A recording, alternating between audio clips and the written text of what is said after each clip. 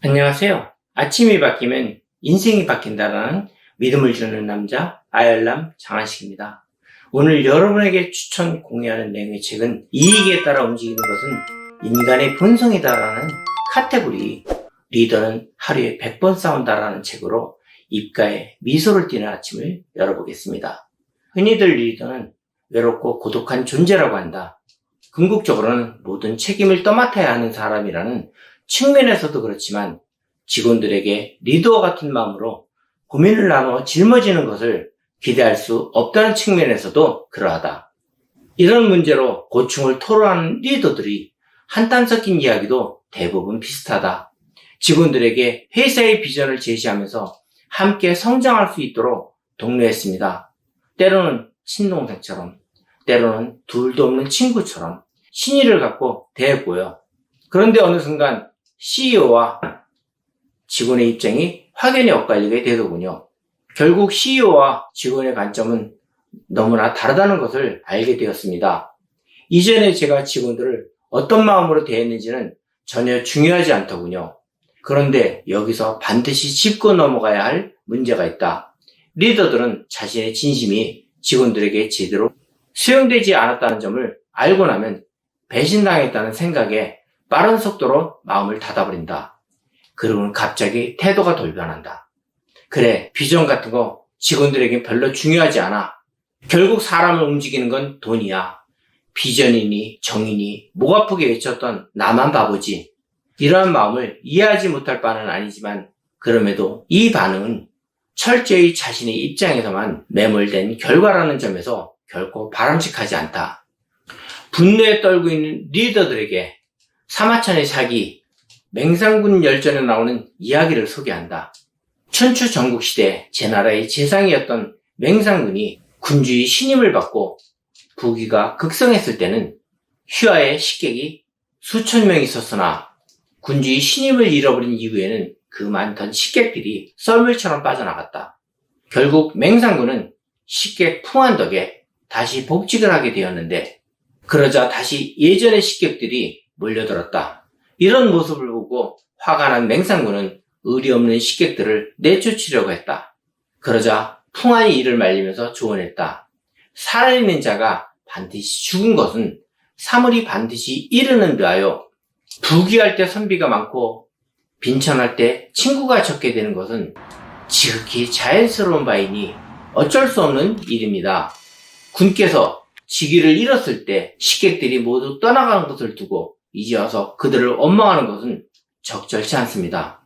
그럼에도 그들을 계속 원망하신다면 이는 선비들이 다시 군께 돌아오는 길을 끊어버리는 것과 같습니다. 원하옵건대 군께서는 옛날처럼 식객들을 대우해 주십시오. 이에 맹상군이 풍한에게 절하며 말했다. 삼가 그 명에 따르겠소. 선생의 말씀을 듣고 어찌 감히 가르침을 받들지 않을 수가 있겠습니까? 화를 내지 마십시오. 섭섭하게 생각하지 마십시오. 그것은 어쩔 수 없는 자연의 이치요 인간사의 모습입니다.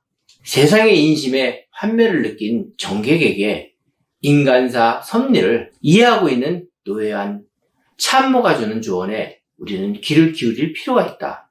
K사의 권사장 역시 직원들이 이익에 따라 회사를 떠나는 모습을 보며 배신감으로 괴로워하는 대신 처음부터 인간의 본성이 그러함을 알고 직원들을 대했다면 어땠을까? 이어서 시대의 가능으로 불리는 조조의 위대함을 보여주는 삼국지의 한 대목을 소개한다. 조조가 자신을 괴롭히던 원소와의 전쟁에서 승리했다. 승리 후 원소의 방을 수색하던 부하가 수상한 편지 무더기를 발견하고 조조에게 갖다 바쳤다. 그 편지 중에는 조조 측에 있던 사람들이 원소 진영에 잘 보이기 위해서 암암리에 조조와 관련된 정보를 적어 보낸 편지들도 있었다. 조조의 부하들은 그 편지의 격분에서 편지의 주인공들을 모두 잡아 처형해야 한다고 목소리를 높였다. 그런데 조조는 격분한 부하들에게 태어난 목소리로 말했다. 원소의 세력이 강대할 땐 내노라는 영웅 호월들조차 자신을 보호할 수 없었는데 하물며 힘없는 군사들이야 말할 게 없지 않은가? 이는 10분 이해할 수 있는 일이다. 그리고는 그 편지들을 모두 태워버렸다. 이 이야기에서 알 수 있는 것은 조조가 자신의 이익을 위해 움직일 수밖에 없는 인간의 본성을 정확하게 꿰뚫고 있었다는 점이다. 그렇게 편지를 태워버리고 부하들을 관용으로 감싸 내부 단결을 다질 수 있었던 것은 아닐까? 나는 한비자 역시 인간의 본성이 지닌 불편한 진실을 정확하게 간파했던 사람이라고 본다. 또한 한비자는 모략과 겉모술수에 관한 비법을 담은 책이 아니라 매우 현실적이고 실용적인 리더십에 관한 책이다.